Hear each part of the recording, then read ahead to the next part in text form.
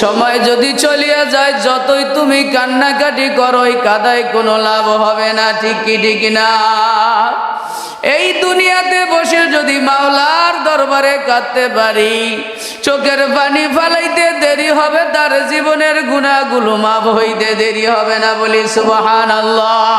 কিন্তু কবরে যাইয়া হাজার হাজার বছর কাঁদবো, কিন্তু একটা নেকিও জমা হবে না। এই জন্য এই দুনিয়াই হলো কাদার জায়গা।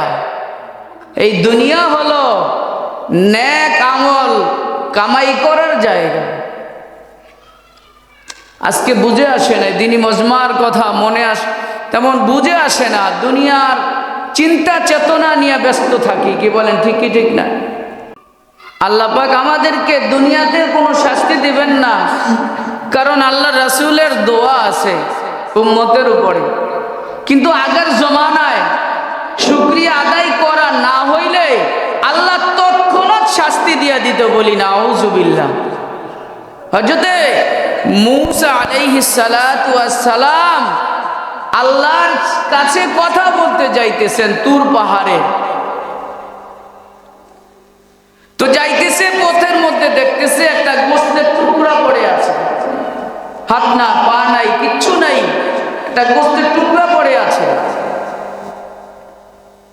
তো আল্লাহ পাক জবান খুলে দিছে। ওই গোশতের টুকরা মূসা আলাইহিস সালাতু ওয়াস সালামকে বলতেছে, নবী আল্লাহর কাছে যান। হ্যাঁ, আল্লাহর কাছে যাই। তাহলে আমার একটা প্রশ্ন আছে, আপনি আল্লাহর কাছে যাইয়া বলবেন আল্লাহ আমাকে কেন বানাইছেন। এক প্রশ্ন। কতটুক আগানের পরে দেখতেছে এক বুড়া মহিলা সাধারণ একটা কুঠের ঘরের ভিতরে বসে আছে, খুব কষ্টে জীবন যাপন করতেছে।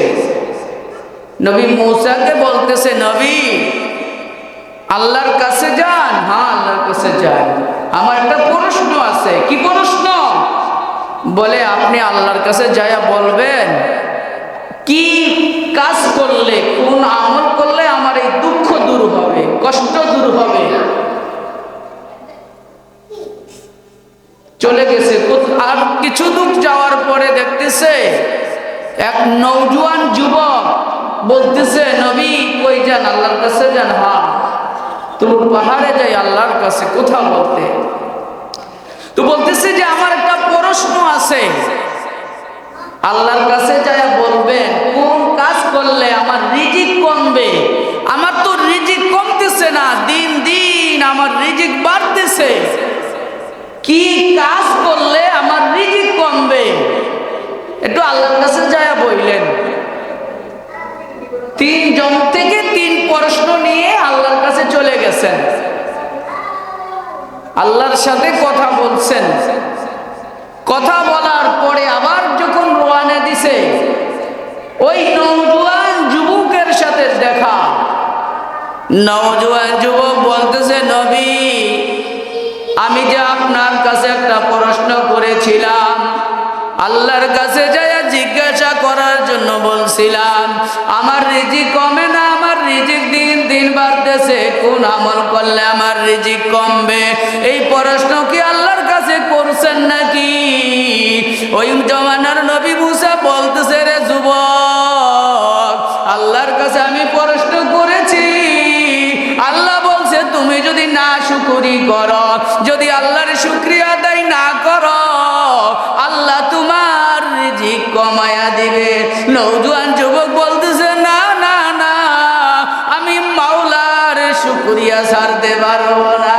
যেই মাওলায় আমাকে এত রিজিক দিল, এত ধন সম্পদ দিল, ওই মাওলার শুকরিয়া আমি বন্ধ করতে পারবো না।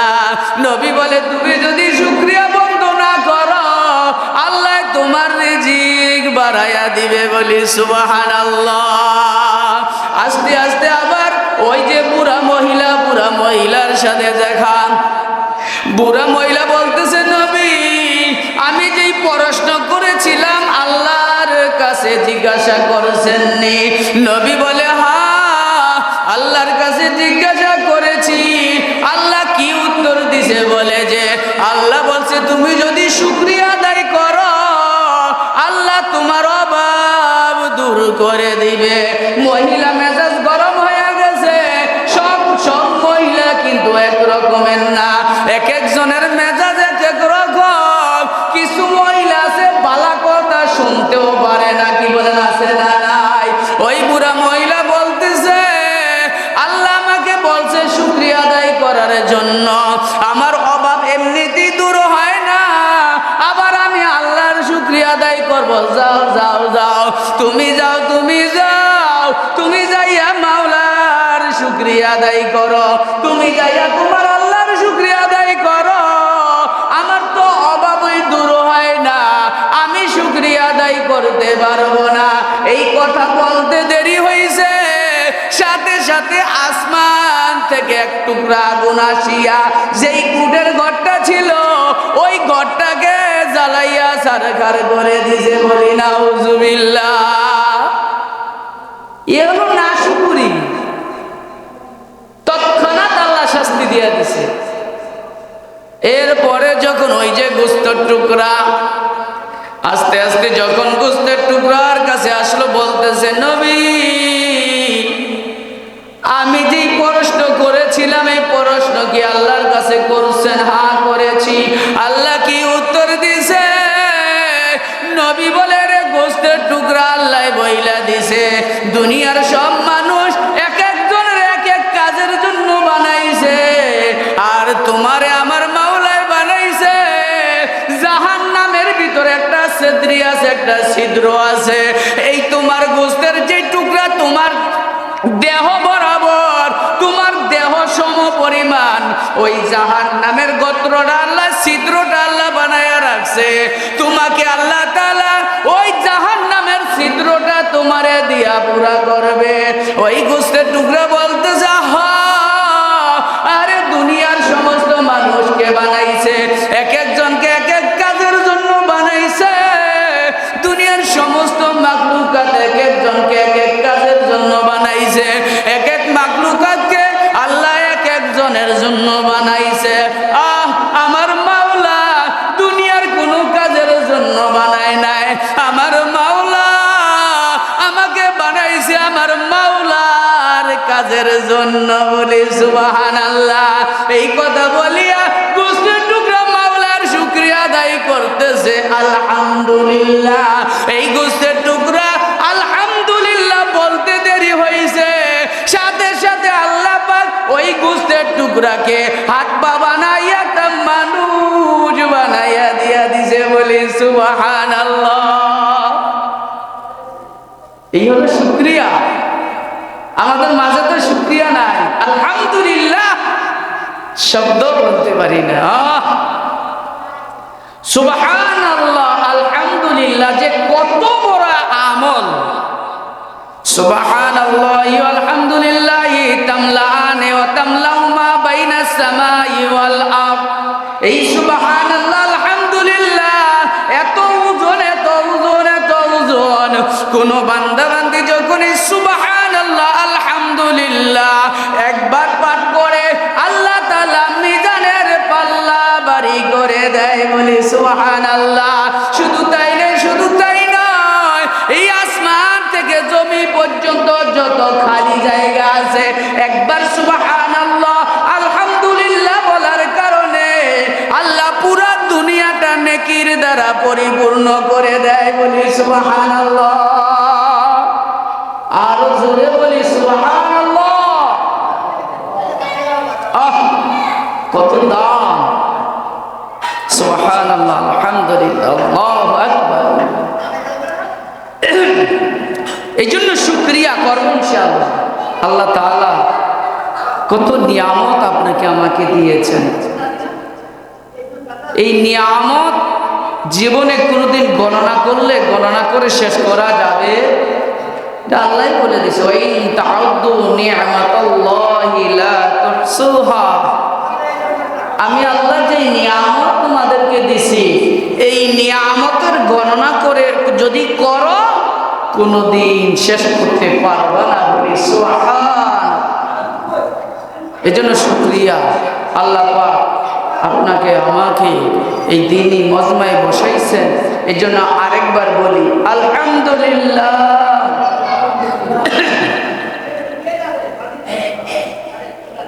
কোরআন শরীফের ভিতরে প্রায় 6666টি আয়াত আছে, কিছু কম বেশি।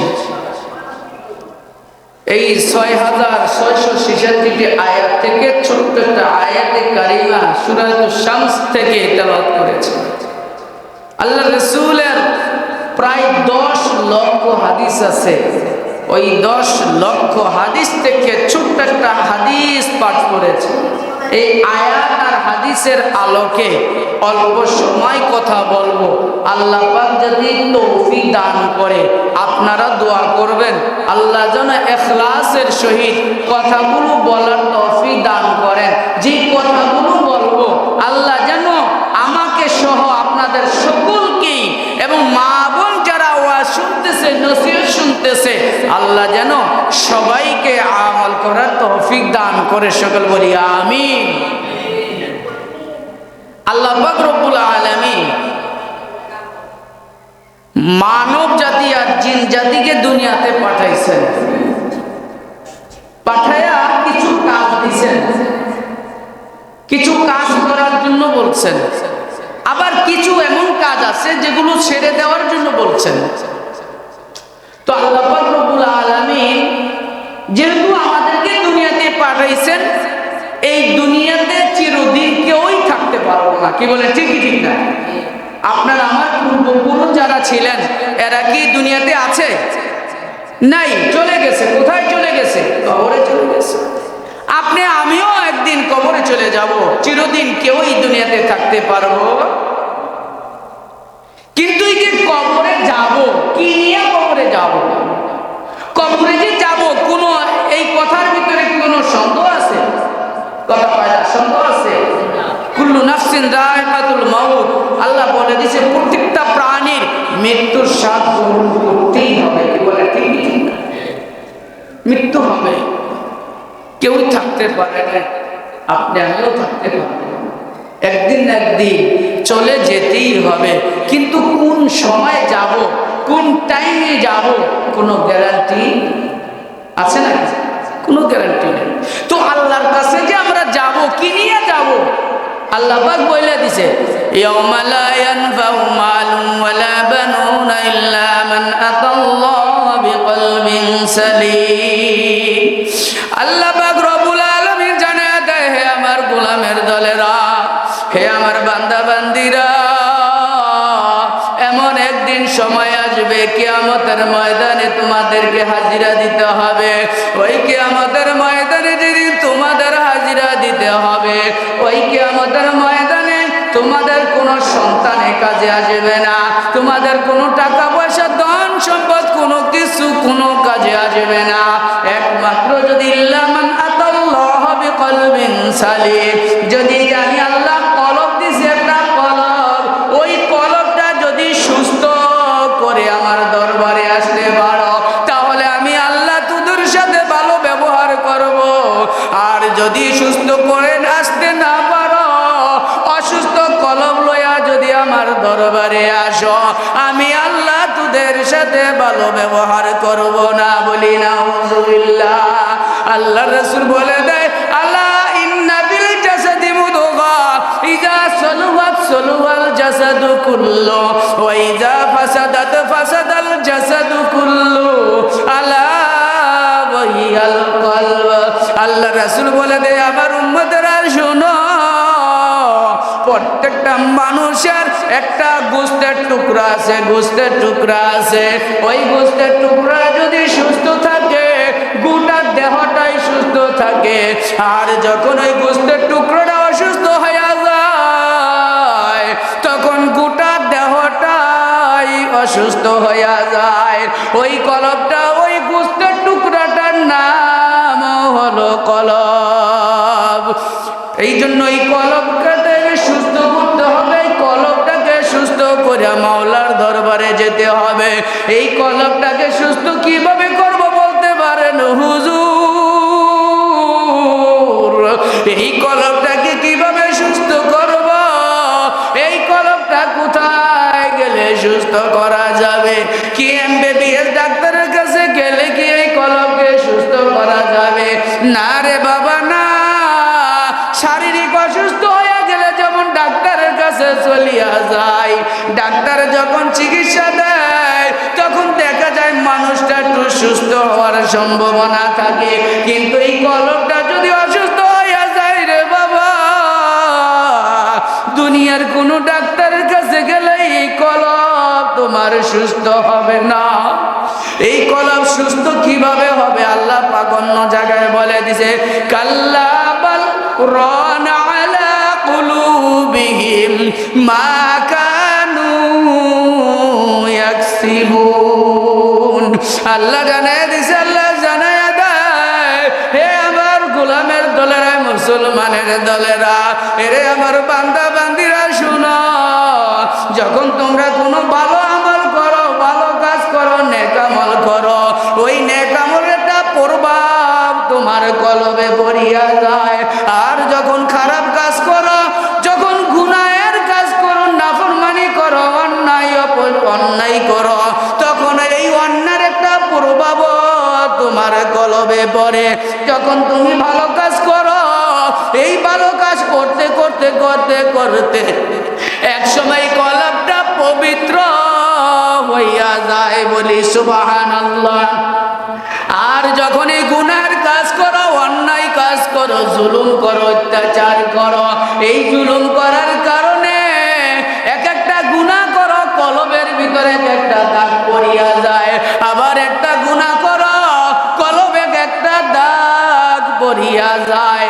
এই গুনাহ করতে করতে করতে করতে এক সময় এমন হইয়া যায়, ওই কলবটা পুরাটাই অসুস্থ হইয়া যায়। তখন তার কাছে নামাজ ভালো লাগে না, তার কাছে রোজা ভালো লাগে না, তার কাছে জিকির ভালো লাগে না, তার কাছে হালাল খাবার ভালো লাগে না, তার কাছে পর্দা ভালো লাগে না। কারণ কি রে বাবা? কারণ হইল এই কলবটা অসুস্থ হয়ে গেছে। কি বলেন ঠিক কি না? দেখবেন অসুস্থ মানুষকে যত ভালো ভালো খাবার দেন, ওই খাবার সে খাইতে চায় না। যত পোলাও কুরমা দেন না কেন, ওই অসুস্থ মানুষটা বলবে আমার কাছে ভালো লাগে না, আমার জিহ্বায় স্বাদ পাই না। যত ভালো খাবার দাও, আমার জিহ্বায় দেখি তিতা লাগে।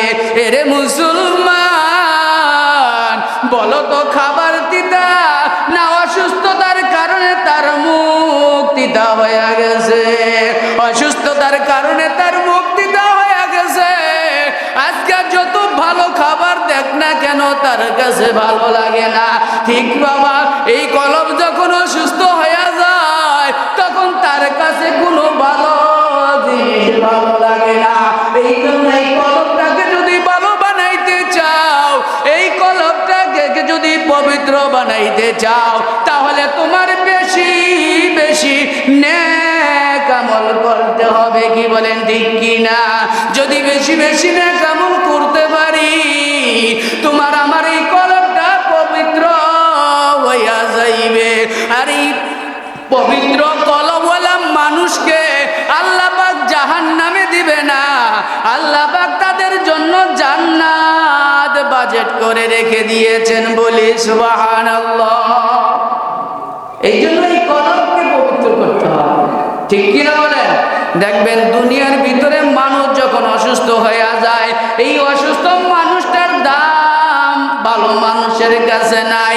দেখেন অনেক পরিবারে দেখা যায় মা অসুস্থ হয়ে যায়, বাবা অসুস্থ হয়ে যায়। যখন অনেক দিন যাবত অসুস্থ হয়ে যায়, এমনও ঘটনা পাওয়া যায়, বাবা ইমাম সাহেবের কাছে চলিয়া যায়, বলে যে হুজুর আমার বাবা অথবা মা তো অনেকদিন যাবত অসুস্থ হয়ে পড়ে আছে, বিছনার ভিতরে পড়ে আছে, কোনো খাবার নাই, কথা নাই, বার্তা নাই, কিছু নাই। হুজুর একটু খতমে গাজা গান করেন, যেন আমার বাবা দুনিয়া থেকে তাড়াতাড়ি চলিয়া যায়। এইরকম ঘটনা আছে না নাই? আছে আসেনি ঘটনা? তাইলে বোঝা গেল অসুস্থ মানুষের দাম দুনিয়ার সুস্থ মানুষের কাছে নাই। শুধু তাই নয় রে ভাই, তাই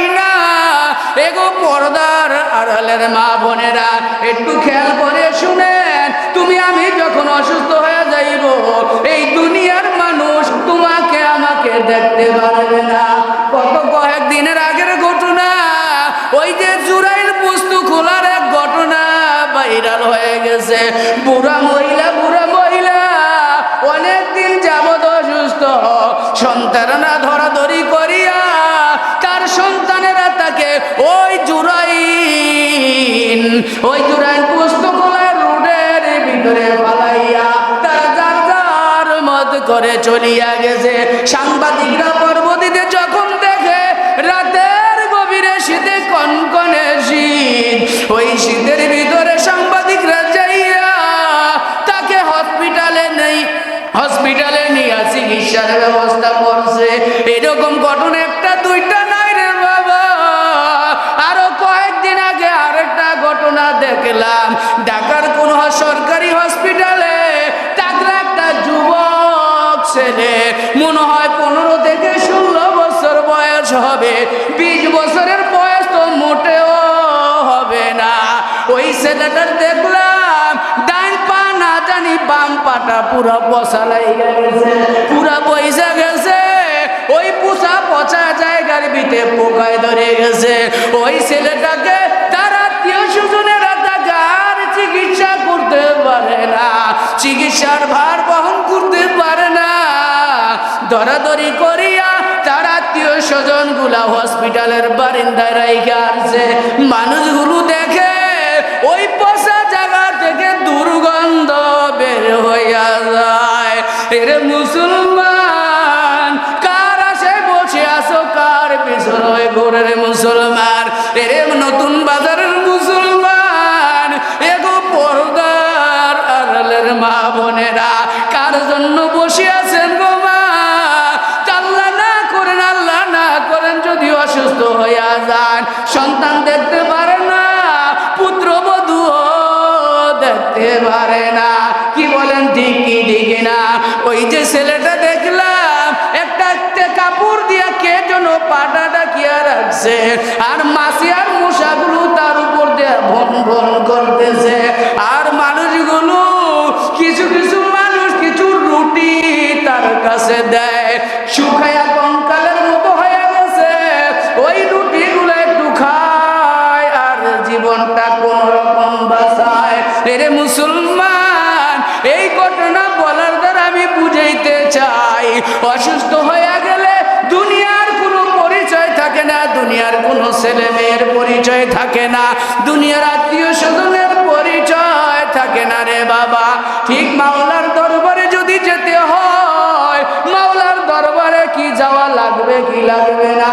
মাওলার দরবারে যেহেতু যাওয়া লাগবে, এই কলবটাকে পবিত্র করিয়া মাওলার দরবারে যাওয়া লাগবে।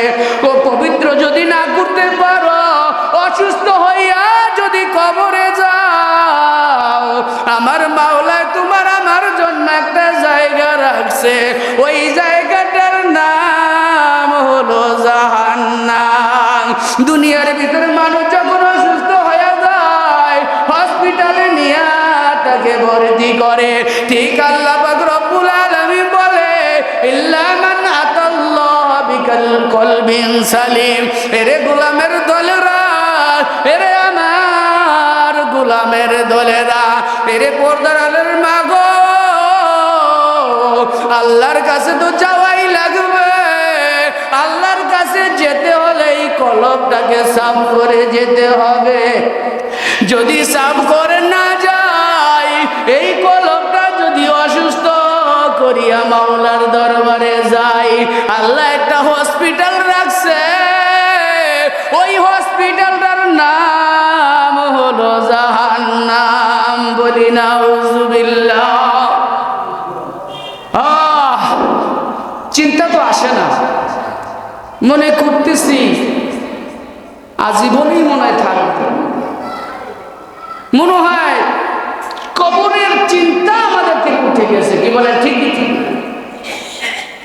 কবরের চিন্তা যদি আপনার আমার ভিতরে থাকতো, তাহলে আপনার আমার দ্বারা তো গুনাহ হতে পারত না। নামাজ ছাড়া কিভাবে থাকি? মা বোন, পর্দা তো বাংলাদেশে নাই বললেই চলে, ঠিক কিনা?